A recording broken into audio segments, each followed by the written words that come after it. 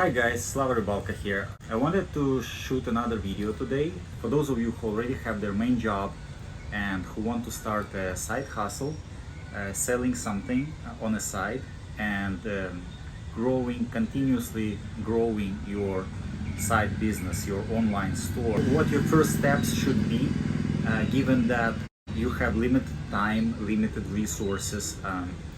So this is what this video is gonna be about. First thing to do is I recommend to start with an idea, like what would you like to sell? Figure out what kind of product you want to sell.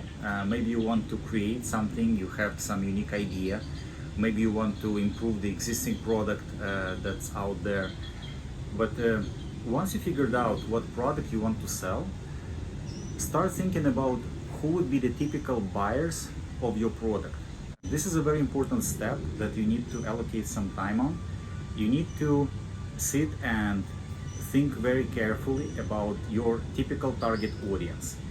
Who will be the buyers of this product and what needs they have that your product will help them solve.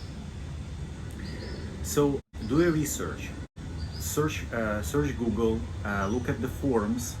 Look at the forums related to this niche or topic. You can create a survey. There are some tools that you could use online, even free tools that you could use to create a survey, simple survey, asking a few questions, open-ended questions about your future product. You can also ask your friends on your social networks, for example, on Facebook or on Instagram. You can talk to some friends offline, like personally. You can share some ideas with them and ask for their advice. But do not overthink it. Like sometimes our friends, they do not have exactly the vision that you have, and this can stop you right in the beginning of your journey. So don't let somebody's opinion to stop you. If you have an idea in mind, just sit and lay out a plan, what you need to achieve successful sales of your product. So this step is very important because you collect the data, and sometimes during this first stage of your journey, you can come up with some interesting ideas, or you can find out some details you would never think of, that could completely change your perception of your future side hustle or your side business. Okay, so once you're done with the first step, you've got some understanding what people want, then you can use your resources to start building your online website, to sell your products, for example. There are different platforms that exist out there. There are platforms like WooCommerce, for example, and WooCommerce is basically an add-on to WordPress. There is Shopify, which is specifically targeting people who want to start selling online very easily and quickly, and I recommend using Shopify. There are other tools like Magento or BigCommerce and other frameworks and platforms. So I highly recommend to start with Shopify. The reason is that let's say you could use WooCommerce and WordPress, but like I said, WooCommerce is an add-on to WordPress, and WordPress itself, it's a content management system. It was not built initially for e-commerce. It's good for SEO and for setting up the website. It's pretty easy, but it's not very good in my opinion. Again, it's not very good for e-commerce. Shopify is better suited for e-commerce, has better integrations, etc., etc. So go ahead, register a Shopify store, and then you want to put your products on your Shopify website. So in order to start selling, you want to put the products out there, create some descriptions, some product descriptions. Also think about the product categories. Think about, let's say, if you are selling phone cases, think about how your phone cases can be different from other phone cases that other companies sell. What's so specific about them and how they can solve the need that people have in buying your phone cases. Let's say people buy phone cases for reasons like they want to make sure the phone is not broken, does not break if it falls down, right? Or the phone case looks cool, it looks very interesting, maybe it can be some thematic phone case that you could design. So think about the reasons why people would like and would need to buy your product. And then based on that knowledge, you could do additional research to see what other websites exist out there that sell your type of product, that sell custom phone cases, for example, or anything else that you decide to sell. So that would be like the next step. So let's say you did your initial research, you set up your Shopify website, you did some research on your competitors, what they do. Then you can optimize your product pages. So you put some products out there on your website.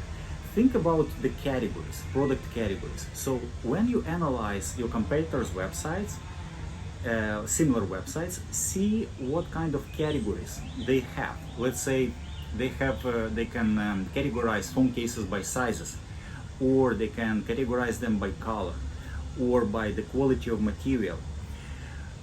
Make a list, make some notes, and then what I recommend to do next, you can search up online. You could use tools like Google Keyword Planner or SEMrush or some other tools to look up search key phrases or word combinations. Like for example, if you're selling custom iPhone cases, you could look up something like big iPhone cases for sale, or black iPhone cases, and see how many searches you get, like how many monthly searches these names or these keyword phrases get.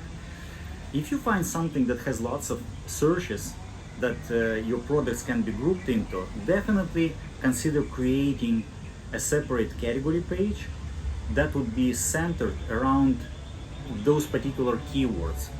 So put these keywords in the page title, in the meta description, first 50 words of the copy on the category page, and this will make a signal, this will give a signal for Google that the product that you sell within this category are related to this large group. So this will increase your chances to get organic traffic related to these keywords to these pages. So once again, like step 1, you did some research. Step 2, you set up your Shopify website. Step 3, you did some extra research on your competitors. Step 4, you added some products and created some categories. Now, what I recommend to do next, think about writing a blog. And sometimes it might not be an easy task, but here what I recommend to do at this stage, I would highly recommend to use ChatGPT. And ChatGPT is a great tool that facilitates lots of manual labor. You could literally ask ChatGPT to create a blog calendar plan for you and come up with some blog topics based on the type of product that you are selling, or based on the categories of products that you are selling. So you literally need to ask ChatGPT to tell you what blog topics. So let's say you can say something like, please give me 5 blog topics for my product or related to my product if I'm selling, let's say, custom iPhone cases. And ChatGPT will come up with some blog ideas, and then you can go ahead and say, okay, now for this particular topic, and you insert the topic name there. You can say something like, please give me the structure of the blog post. And then you can ask ChatGPT to write every section of the blog post based on that structure. So this approach will take you, let's say, 15, 20, 30 minutes to create a blog post, and you can put the content out there very quickly. So you can use ChatGPT to help you with blog topics and basically with everything, like with the blog calendar, with the topics for the blog, The most important thing regarding the blog is you want to maintain a certain cadence. You don't want to bulk publish 5 blog posts in the same day and do nothing in the next 7 days. That's not how Google algorithms work. You really want to show consistency and post on your website, let's say once a day or once every 2 days. Basically, the rule of thumb is to post as frequently as you can. I recommend to post at least every day, and your content should be well thought. It should not be just 500 words, 1000 words. Think about, think from a position of an expert. So if you are selling a particular type of a product, think and act as if you are an expert in that particular type of product. Let's say, why you use this particular material, what are the qualities of this material in comparison to other types of materials, how different colors of the product impact, let's say, emotional state of your target customer. And again, I'm just thinking out loud, but it's just to give you an idea how your way of thinking should be, what it should look like. So try to cover any topic from as many angles as possible, and with ChatGPT you really can get very creative. You can ask ChatGPT to give you some ideas, to come up with some ideas for inspiration about different angles that you could use to address a particular blog topic. Ideally, you also want to include some facts or some interesting data, but you need to do fact checking and make sure that the facts that ChatGPT gives you they are correct. Ideally, include the facts at the very beginning of your blog post to capture the attention of the reader and to make them stay longer on your blog post and on your website.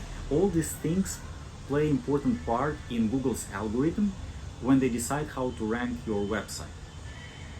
So you set up a website, you put the product out there, you started posting. If you plan everything carefully, you would not spend much time on all these activities, especially if you use ChatGPT. Now, next thing, it's very important. You want to provide stellar customer service, and I can't say this enough. This is something that I learned when I worked at Chewy, this is not something that many companies do successfully, but at Chewy they did it really, really well. I told about it in one of my short videos that you really want to excite your customer. So anytime you have a question from a potential customer, even if it's not very much related to your product, you want to address it right away. You want to help your customer to the best you can. And you want to do it as quickly as you can. This builds the foundation of your future success, of the success of your side hustle and the success of your online store. Try to build very good relations with your first-time website visitors. Even if they don't buy something from the start, that's not a problem. So there has been a scientific research in marketing, and this is something that I learned at Kellogg. They did a research and they figured out that to buy a bar of soap, sometimes a user has to make up to 70 steps in their customer journey. So that means they can see an ad on TV, they can visit the website, they can hear their friends speaking about their brand, the brand, etc., etc. Eventually they find the website and they make a purchase. So you want to nurture the customers. There is a very few percentage of customers that buy right away from your website. You want to create your relations, to build relationship with customers first, and then convert them. So how you build a relationship? You want to consult them and show them that you are an expert, demonstrate your expertise, and you want to personalize their experience, and you want to help them. So how do you personalize their experience with your business?